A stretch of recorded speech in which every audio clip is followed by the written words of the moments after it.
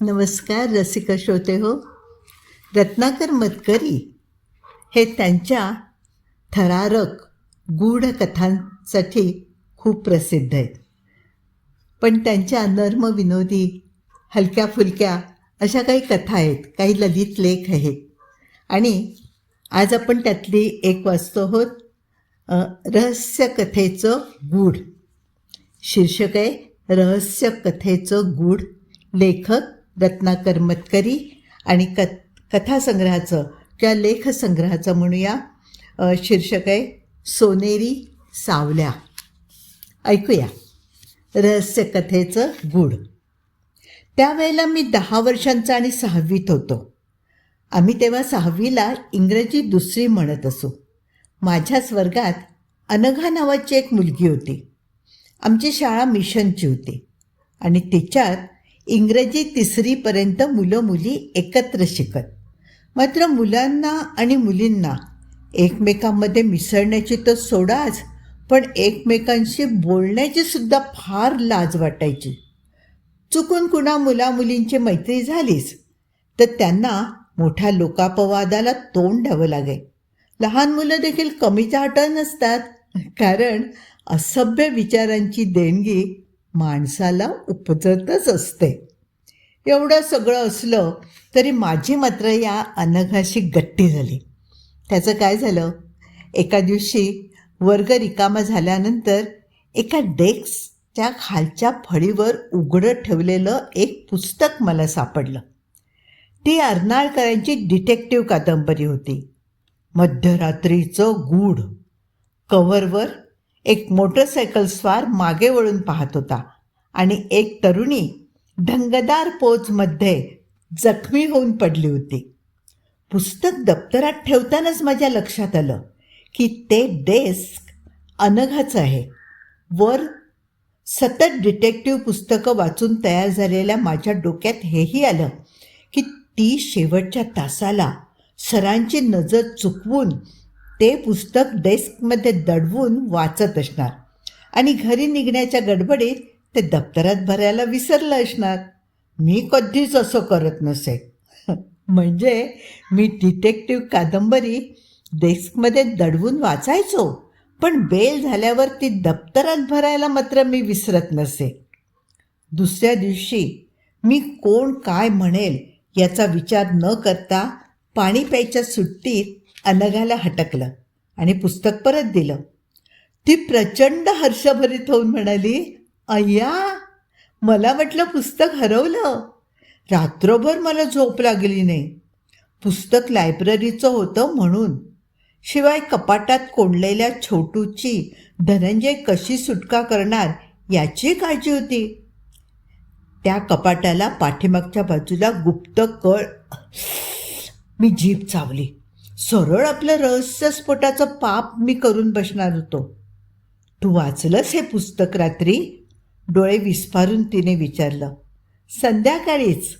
मी आढ्यतापूर्ण दुरुस्ती केली. एक रहस्यकथा वाचायला मला फक्त 1.5 तास लागतो. तेवढ्यात बेल झाली आणि आम्ही आपापल्या बाकांवर जाऊन बसलो. मात्र मधल्या सुट्टीत आम्ही कुणाचीही पर्वा न करता चिक्कार गप्पा मारल्या. रहस्यकथा हा दोघांचाही वीक पॉईंट होता आणि दोघांनी शेकड्यांनी रहस्यकथा वाचल्या होत्या. धनंजय, छोटू यांच्या श्रेष्ठतेविषयी आम्हाला शंका नव्हती. पण मुलगी असल्यामुळे असेल कदाचित, पण तिचा झुंजार आणि विजया यांच्याकडे काकणभर अधिक कल होता. त्या दिवसापासून आम्ही वाचून झालेल्या रहस्यकथांची देवाणघेवाण करायला लागलो. बरीचशी पुस्तकं आम्ही वर्ग चालू असतानाच वाचत असू. त्यामुळे आम्हाला दिवसागणिक 1-2 पुस्तकाचा फडशा पाडता येई. एक दिवस माझ्या मनात कसं आलं कोण जाणे, पण अनघाला खरंच आनंद होईल असं काहीतरी द्यावं असं मी ठरवलं. नाही, तिचा वाढदिवस वगैरे काही नव्हता, तरीही मी असं ठरवलं. मी माझ्या खाऊच्या जमवलेल्या पैशातून 2 सणसणीत रहस्यकथा विकत घेतल्या. त्यांना पातळ कागदाची कव्हरं चढवली आणि तिला त्या वाचायला दिल्या. कोरी करकरीत पुस्तकं पाहून ती भलतीच खुश झाली. नाहीतर एरवी काय, लायब्ररीतली पानापानावर शेरेबाजी केलेली, पानं फाटलेली मळकी पुस्तकं आम्हाला वाचावी लागायची. ती म्हणाली, एकदम नवीन दिसत आहेत, कसे आहेत?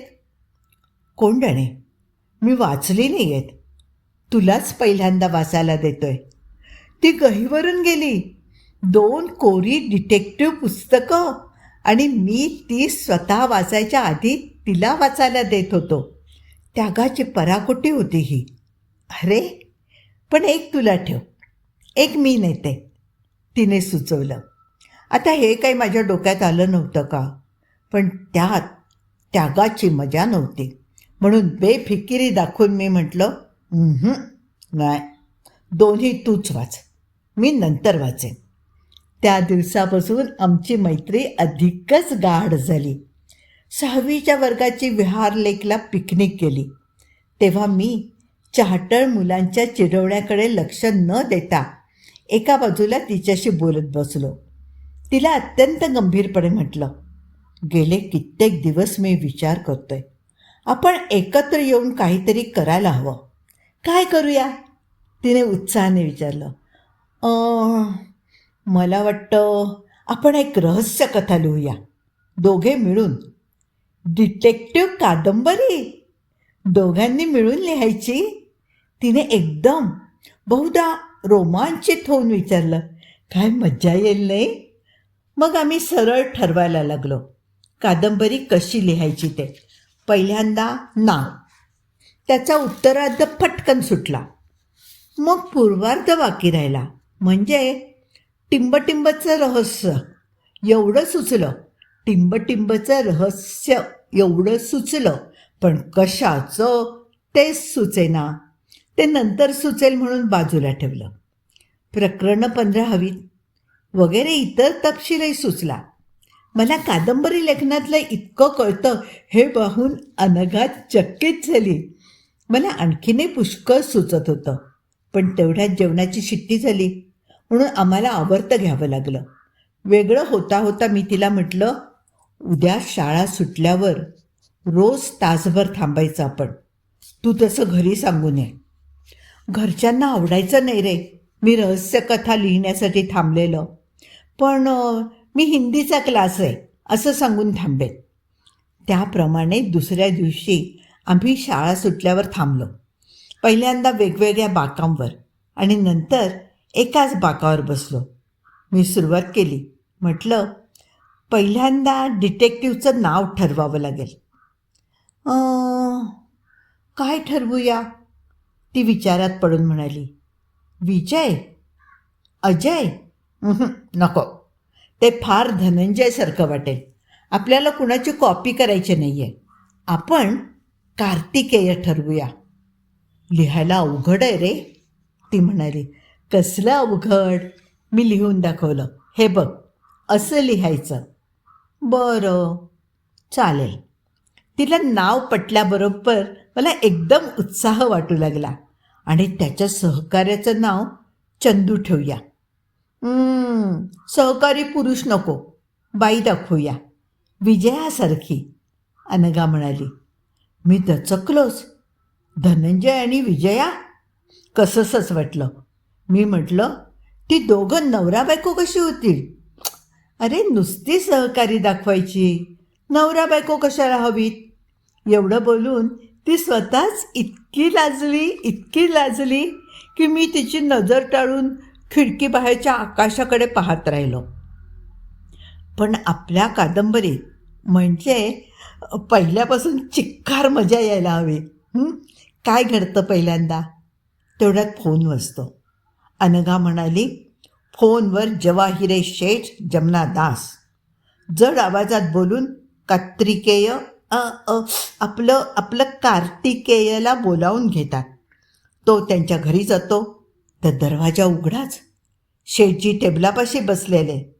कार्तिकेय जवळ जाऊन पाहतो तर काय, कुणीतरी शेठजींचा खून केलेला. मी तिला थांबवलं.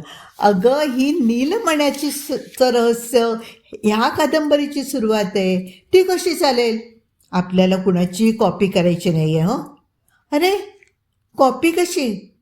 आम्हाला सुचलं तेच आधी अर्नाळकरांना सुचलं, ही आमची चूक आहे वाटतं. हं, ती फुरंगटून म्हणाली.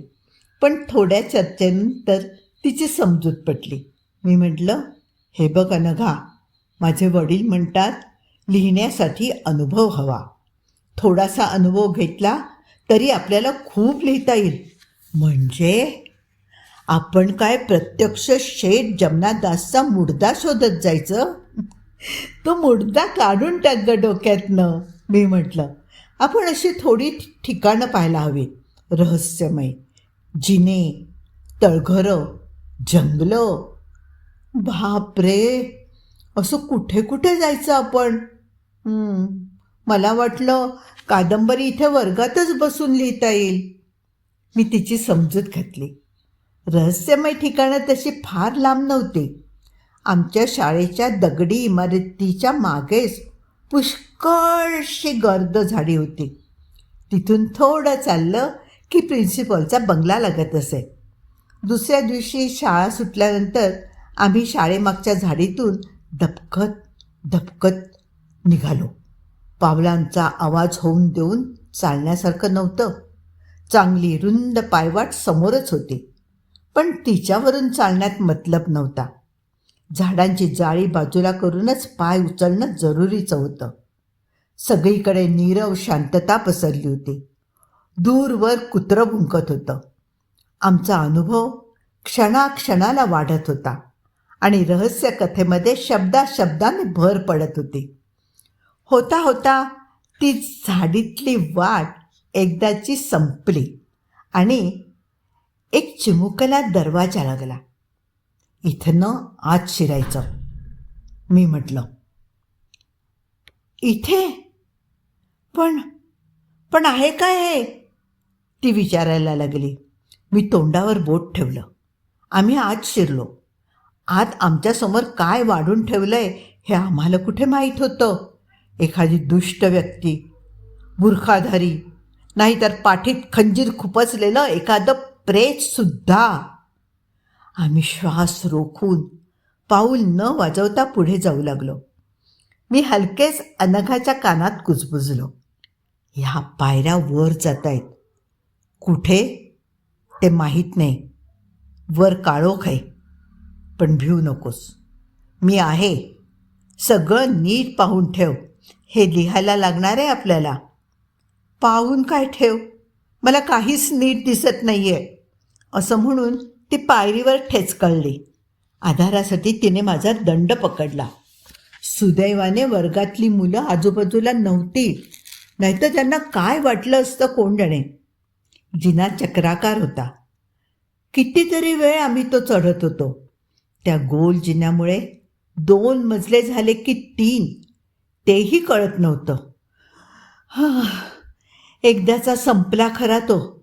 समोर एक छोटं जुनाट दार दिसलं. मी ते ढकलू लागलो. नको नको उघडूस, आत कोणीतरी असेल.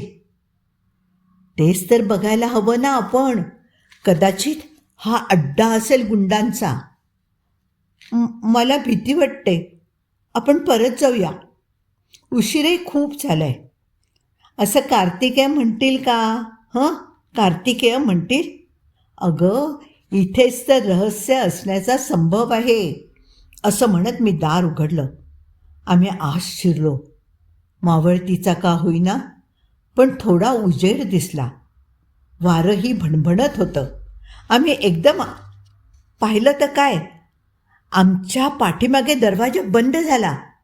बाहेरून चक्क कडी घातल्याचा आवाज आला.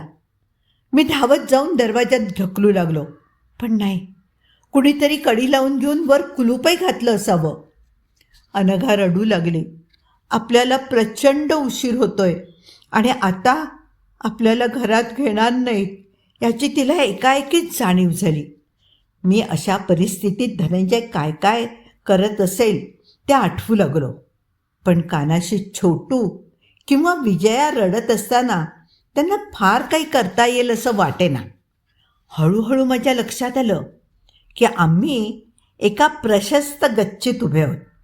त्या गच्चीच्या दुसऱ्या टोकाला आणखीन एक दार होतं. त्याच्या लोखंडी ग्रिलमधून हात घालून मी कडी काढली. दार उघडलं. समोर एक पॅसेज होता आणि त्याच्या पलीकडे एक प्रशस्त दिवाणखाना. त्यात एकच दिवा जळत होता आणि सोफ्यावर शेठ जमनादास बसले होते. मला कल्पना होतीच की जवळ गेल्यावर त्यांचा देह निष्प्राण असल्याचं आपल्याला कळेल, पण आता त्याला इलाज नव्हता. कार्तिकेय आणि अनघा त्यांच्या दिशेने आणि आणि आणि एवढ्यात शेठ जमनादासने वळून पाहिलं. म्हणजे हे जिवंत आहेत? येस येस, ते जिवंत होते आणि आणि वर ते आमचे प्रिन्सिपॉल होते. हे रहस्यमय घर त्यांचंच होतं. तुम्ही इथे काय करताय? ते विचारत होते. त्यानंतरचा तपशील देणं म्हणजे मान सांगावा जनात आणि अपमान ठेवावा मनात, ही म्हण हाणून पाडण्यासारखं आहे. एवढंच सांगतो की प्रिन्सिपॉल साहेबांना रहस्य कथांविषयी आणि त्यांच्या लेखनासाठी अनुभव गोळा करण्याविषयी अजिबात आदर दिसला नाही. नाहीतरी लेखकांपैकी एकजण पुन्हा पुन्हा नाक पुसत अश्रू ढाळत असताना तसा आदर वाटणं अशक्यच होतं. आमची लेखनाची आवड लक्षात घेऊन त्यांनी आम्हाला "मी शाळेची शिस्त मोडणार नाही" हे वाक्य मात्र प्रत्येकी 500 वेळा लिहून आणायला सांगितलं. 500 वेळा. या संपूर्ण प्रसंगाला कोणीही साक्षीदार नसताना देखील शाळेतली मुलं मुली आम्हा दोघांकडे बघून कशी काय कुजबुजू लागली हे गूढच आहे. त्यातून त्यांना एकूण प्रकार इतका गंभीर वाटलेला दिसला की ती थट्टा करायला देखील धजावत नव्हती. अनघा तर माझ्याशी त्या दिवसापासूनच बोलेनाशी झाली आणि त्याच्या पुढच्याच वर्षी शाळेच्या नियमाप्रमाणे शाळा बदलून निघून गेली. बऱ्याच वर्षांनंतर परवा ती मराठीची प्राध्यापिका झाली असल्याचं मला समजलं. कुठल्या तरी परिसंवादात ती मराठी वाङ्मयाविषयी बोलत होती. रहस्यकथेने मराठी वाचकांना पार बिघडवून टाकलेलं आहे असं ती आवेशाने सांगत होती. लेख इथे संपला आहे. माझ्या लहानपणी तरी मी बाबूराव अर्नाळकरांच्या खूप रहस्यकथा वाचल्या आहेत. मे महिन्यामध्ये आम्ही आजोळी धामापूरला जायचो आणि तिथे माडीवरती कपाटाच्या कपाटं पुस्तकांनी आणि दिवाळी अंकांनी भरलेली होती. रहस्यकथांच्या पुस्तकांना मला वाटतं तेव्हा 4 आणे मालिका असं काहीतरी म्हणायचे. एवढं आठवत नाही आहे, पण बाबूराव अर्नाळकरांच्या पुस्तकांचे ढिगारीच्या ढिगारे आमच्याकडे होते. आणि तेव्हा सर्व सुट्ट्यामध्ये मे महिन्याच्या म्हणजे उन्हाळ्याच्या सुट्ट्यामध्ये मी भरपूर वाचन केलेलं आहे माझ्या आजोळी. तुम्ही पण वाचल्या असतील ना रहस्यकथा? मराठी वाचल्या असतील, इंग्लिश वाचल्या असतील, रहस्यकथा वाचल्या असतील, रहस्य कादंबऱ्या वाचल्या असतील. नक्की सांगा कॉमेंटमध्ये तुम्ही कोणत्या कोणत्या कथा, रहस्यकथा किंवा कादंबऱ्या वाचल्या आहेत. भेटूया पुन्हा.